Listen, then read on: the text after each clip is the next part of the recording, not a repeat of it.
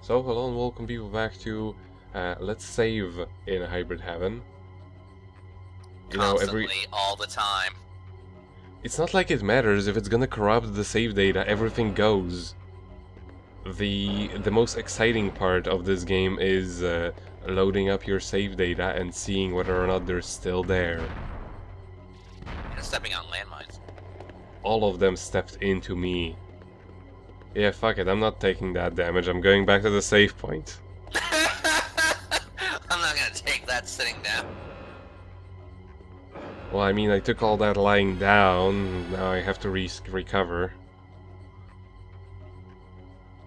No, I don't. It's gonna break, maybe. Who the fuck knows with this controller pack? It's like really the only thing that makes me kind of not recommend people playing this game is the reliance on the controller pack. Because otherwise, playing this on the Nintendo 64 works perfectly fine. There is nothing wrong with the controls, even with that horrible controller. Unless your controller is broken, obviously, which that is a case a lot of the times. You know, I just noticed. Mm-hmm. Sorry to interrupt, but I just noticed a lot of the floor effects in this game are fucking trippy, man. Oh, that's just because of the resolution. Still, though, like, whoa, bro. Yeah, like they probably specifically use that texturing to get that sort of effect. Yeah, not gonna bother with that. You can actually defeat it with your puny-ass diffuser gun. Don't recommend. A real man would do it and get an S rank. No, you don't, because it's not an enemy.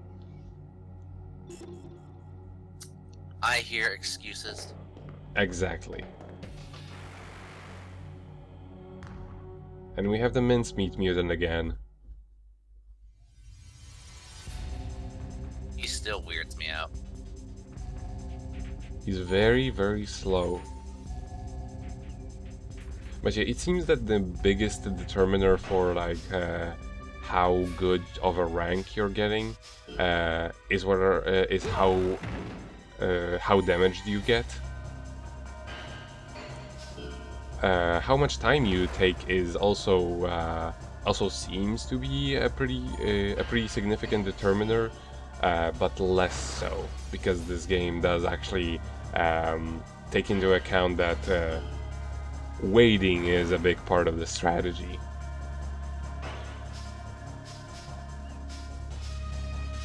But even though I don't have all the combo meters full, I can still perform the I can only perform a 2-hit combo, actually. Unless all of the 3 are full, it's only gonna it will always take the full power bar, as opposed to like a barely filled one, which is why it didn't allow for the last hit to exist, even though normally you can hit with a barely filled up power bar. I see. And the thing about the enemies that are on the ceiling is that even though you can actually see them most of the times, like, you know, if you were to angle the camera correctly, look for them, there is no way to actually get an ambush on them, but thankfully they can never get an ambush on you either. I wish there was some sort of an option to do that. You know, considering we do actually have a gun, I wish the diffuser gun would eventually get some sort of an upgrade, which would add some sort of a on-field effect for these sorts of encounters, like the Sorcerer's Ring in the Tales games. Right.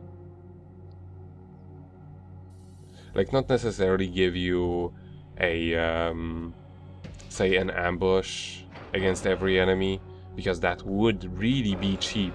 Like you're gonna see how overpowered getting an ambush really is. Now, a lot of these rooms will contain additional encounters, And I was trying to get an ambush on this guy, but no. I didn't actually see where he was, so that was a bit difficult. He knew, man. He knew where you were. Mm-hmm. Well, he didn't really know where I was, and I didn't know where he was. It just sort of worked out. He's gonna show you why he's called the Hog of War. But he's not gonna call any sort of bombardment or anything like that. No. Brainbuster. You see, now a lot of people probably think I was making a God of War joke there, but you old school PlayStation gamers, you probably know what I was getting at. Well, I know what you mean. Good. Like, I have never actually played Hogs of War, but I do recall that it was kind of like Worms, except that in 3D. Kinda, yeah. Which actually, I've recently found another game which is similar to that. I don't know if you ever heard of it, Future Tactics. No. At first I thought that it was actually made by the Team 17, or whatever was the name of the developers of Worms, because it distinctly looked like it, like their art style and what have you. But no, it's completely unrelated. And apparently the game was in an absolute development hell for fucking ever.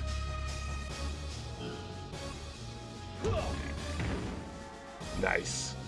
Like the distance you get on punching the enemy, I always love that. And here, interesting little tidbit: if you use your right arm or like your right arm or right leg or what have you, too much, you'll actually get an injury on that. So you can't get too buff. It's still like, I mean,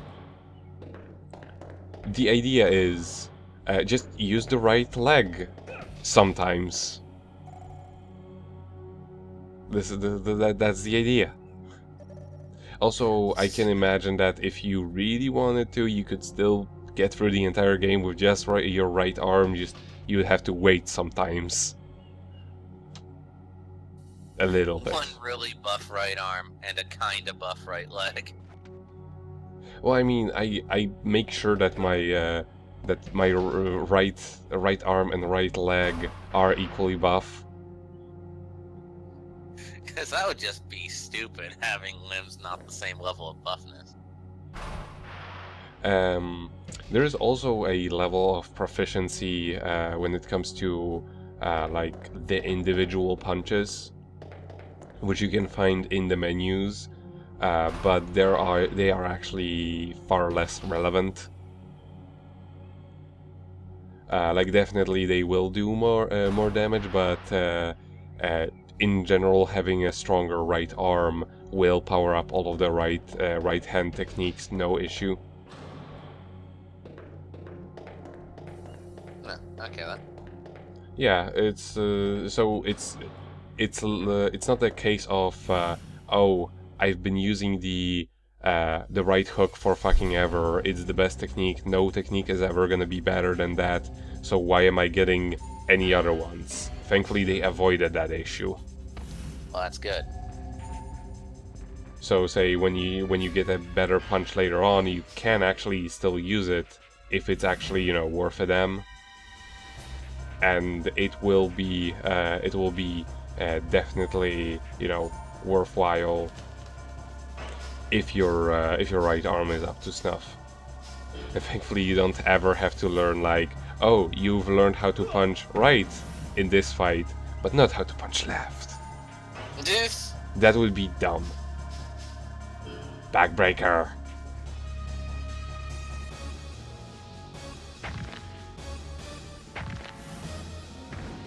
But yeah, the throws and techniques, do a lot more damage when you do them on a full bar, as you see.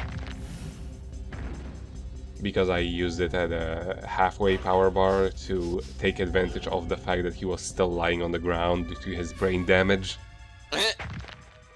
Yes. And if you keep doing that, it just sort of resets his animation of getting up like this. Even if it doesn't do... Nico. I mean, I can't keep doing that forever as much as I would love to. Because my stamina bar runs out, but it just ran out right here as I have taken his life. He took my stamina, I took his life. Yes. Jesus Christ. I had to put effort into killing him. He deserved it. That's messed up. But yeah, we don't actually have to do anything else in these rooms because I already found the, the code key. But yeah, I'm just gonna clear out all of the other ones. Kill them all. Mm-hmm. A lot of the enemies, like, whenever they actually stop moving, they will have some sort of an animation. Like, for example, this one has like this the thingy where he scratches his nose or whatever. That's what you get. And this is why you want to invest into just one arm or leg. It's so much more damage than whatever my left leg is gonna be now. And also the fact that by default I have set my left leg to be the defensive stance. It's less of a chance that my good arm and good leg are ever going to get injured. Less chance, but it's still a possibility.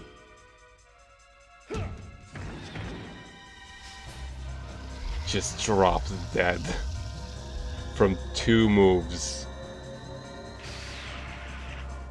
I love that. It's really fun where the enemy is just trying to whittle down at you with like 23 attacks, and you just do 2 attacks which are well aimed and just destroys them. But yeah, now we have the destroy us all. But now that I have the code key, I'm of course going to save. Pray to the RNG god that my save data is still present on the memory pack. And go through the doors that we couldn't enter before. The one good thing about the memory pack on the Nintendo 64, it takes virtually no time to actually save, unlike on the PS1. Right. The PS1 and the PS2 had like exceptionally bad loading times for saving. I really don't know why. Because I don't remember Okay. I don't remember GameCube ever having too long of saving times. And on the Saturn, they're also pretty much instantaneous. Just so they could put in all those, loading minigames.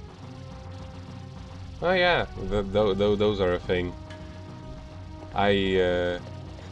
The funny thing, like, I'm currently playing through Okami again, and there are all of those loading mini games for the Demon Fangs, and I can never get them because I don't get enough time to actually do any of them, because my game's loading off of the hard drive. And here is a stamina booster, one of the best items in the game, and you actually get quite a number of these. You can actually use them for a lot of the boss fights if you're having trouble, and you will still have them for when they're actually like super needed. By the way, those little bombs, they can still catch up with you over here.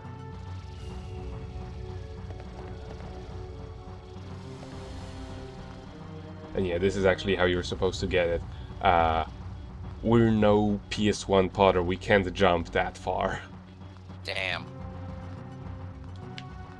There are just some things that only a PS1 Potter can do. I still love that stayed canon throughout the freaking game. Yes, that Harry became the platforming person in the third one. Yes. Although no, he cannot jump quite as far. Well, you know, age gets to you. Yeah. Especially it especially gets to you in that series. It's just like, Yeah. no, they're totally 15 and not they're not 18 or in their early 20s. No. Totally. That's why we had to dub over Harry's voice with the video game actor. Yes. Still love that they took a hint of that. It's just like, oh, we have this person who's been impersonating Harry for all of these years. Right.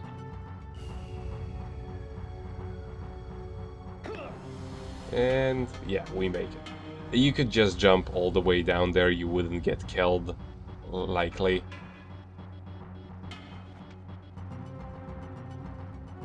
And thankfully there is no stupid trap right down there, and there is just a whole bunch of stupid traps over there. Over But- there. The best way to avoid them is to just not even try. To just get hit by all of them. No, just don't even try. Like when you're actually trying to do something with them within their vicinity, that's where things get ugly. And when it comes to ring erasers, we've gotten those already, but if you do get into a situation where you absolutely need to run away, do use them. Because there is no way to run away from an encounter once one starts. However, don't rely too much on them because there is only a few in the entire game. They're not like your general runaway items from RPGs, and I'm glad that I did get rid of all of these, not because those chargers, but otherwise I would have missed out on those all of those swags, like the Ice Shot. Ice Shot is probably one of the most broken abilities you can get in this game. Hurricane Shot is like, why does it even exist? But the Ice Shot is amazing. Because who would figure that out? Freezing your enemies gives you an incredible advantage on top of the fact that it doubles the damage they receive.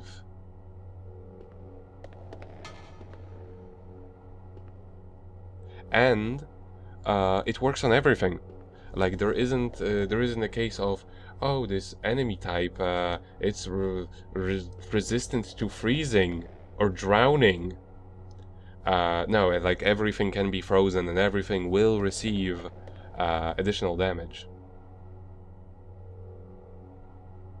Special Presidential AD. So yeah, here we can see a lot of the tanks where the hybrids came from. And this is the one of the president. Dr. President? No, Patrick Weller. He's Ooh, obvious. Not nearly as good. No. They could have at least they could have at least made him like a fake Bush or something like that, because that's likely who they based him off of.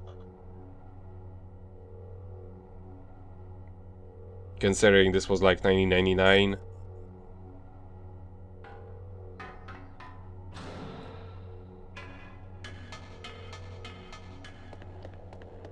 But yeah, this is that code key, like this edition of this code key feels almost pointless.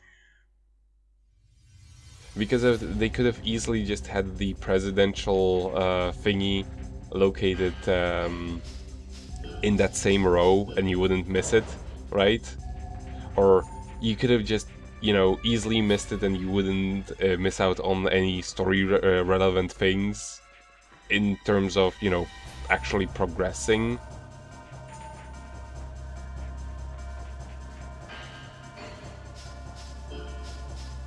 But yeah, since I'm far away enough, I'm just gonna step. If I actually wanted to, level up my reaction, I believe I would have to use step a lot more often. But as I discussed before, using step is actually counter, I would say, counter progress for you. Because that means you're not gonna be receiving damage and not learning any of this of the coolest techniques.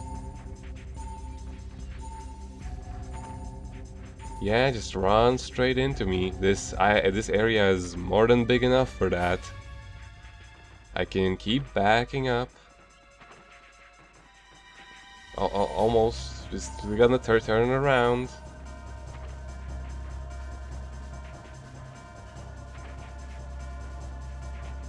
I wanna pull off the free hit combo. Eventually, I sometimes get a little bit too much into doing these combos all the time because I just end up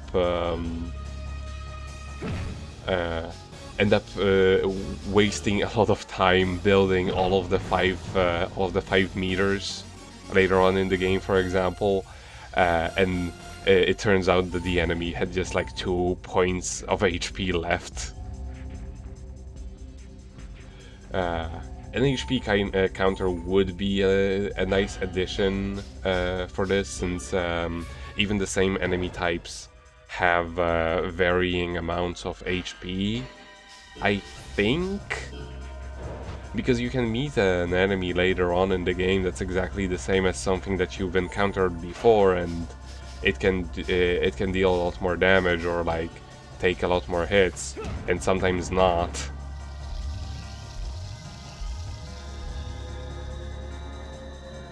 So it would definitely be helpful, or like at least have it as some sort of an optional thing that you get later on in the game. Like, you know, some sort of a radar that would show enemy HP. Yeah, this does not look like a place for a boss fight.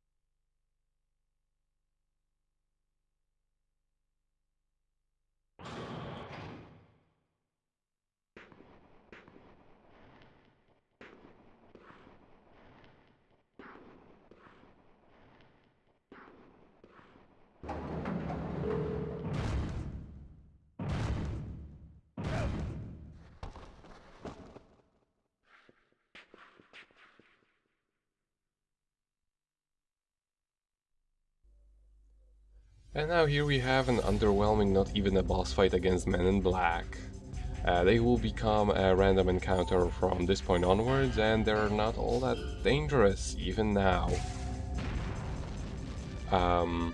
However, there is one thing that I will say. The moment you the moment you get a spawner with a Man in Black, which will happen soon enough, you want to keep repeating it and just standing on the other side of the room and just guarding, because then they will keep throwing the fire attack at you over and over, and this game has a hidden feature, a hidden stat. A hidden stat which stands for resistance to fire. And you can pretty much invalidate fire damage as something that even matters if you just do that for a while. Basically, each time you guard, like I've noticed that, like each time you take a hit from a fire attack, like you see here, the first hit that I guarded was 60, and at this point I have taken 2 hits, so this time was 58. And it just sort of goes on like that. It takes off an HP point each time you take damage from an elemental attack. There are more elements. Oh, this one was 58, but it's true. What I'm saying is true, because eventually, whenever I get damaged by a fire attack, it becomes like intense, like 15, like something like that, something completely laughable. And it's a good thing to do that, because some of the bosses later on use fire attacks. Sadly, it is impossible, well, it's very hard to do that for any of the other elements. Because they're rare, and on top of that, the enemies that actually use them are far more dangerous, so you can't really just, you can't do that. And we get a Battle Charger M. Never gonna use those, they're too good. So, like, honestly, there is really never a need to do that. But yeah, there's also an interesting little piece of design when it comes to the Men in Black, but we'll get to that later.